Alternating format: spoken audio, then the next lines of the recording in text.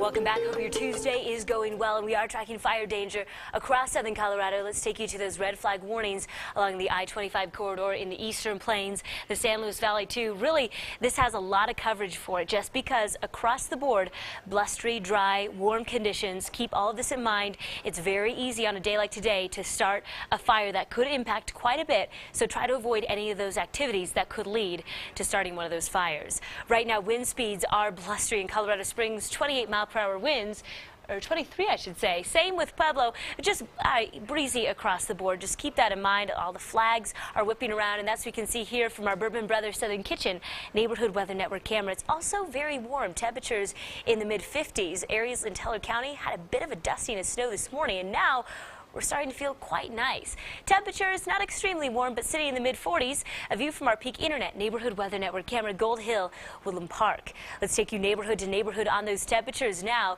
Talk about how warm it is. The 50s and the 60s, Monument, Northgate, and Briargate. 43 for Westcliff, and we're tracking the lower 60s for Pueblo West already.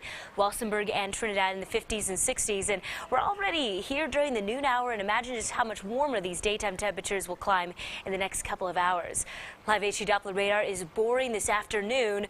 Not much in the way in terms of clouds, but we'll start to build some of those around this during rush hour, I should say, along the I-25 corridor, also in the mountain locations. Some of those sprinkles also possible in the higher terrain, but it won't be until overnight tonight when we'll really start to see that develop in the mountain locations.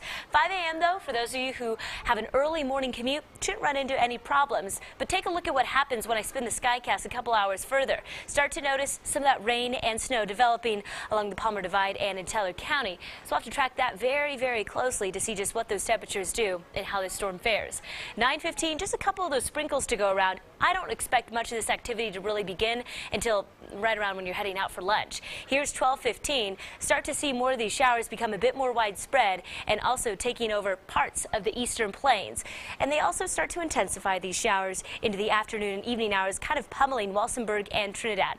Overall, though, this storm isn't very intense. It doesn't have a lot of moisture with it, and we'll continue to keep you ahead of that storm and track it very closely. But we could see a few slushy spots, Palmer Divide, Teller County, later on Wednesday. Temperatures on Thursday, 50s, and even tracking the lower 70s on Saturday. Sunday through Tuesday looks intimidating and daunting, but just remember that these next incoming showers aren't extremely severe at all. In Pueblo, 56 tomorrow, 50s and 60s the rest of the work week, with the 70s back in action Saturday and Sunday. In Canyon City, 52 tomorrow. Some of those showers primarily in the afternoon, and Thursday through Sunday starting to clear things out, and things will be actually pretty nice this weekend. Finally, for Teller County, 41, and we are also continuing to monitor your overnight lows. I'll have all of that and more coming up next. All right. Thanks, Abby. Yep.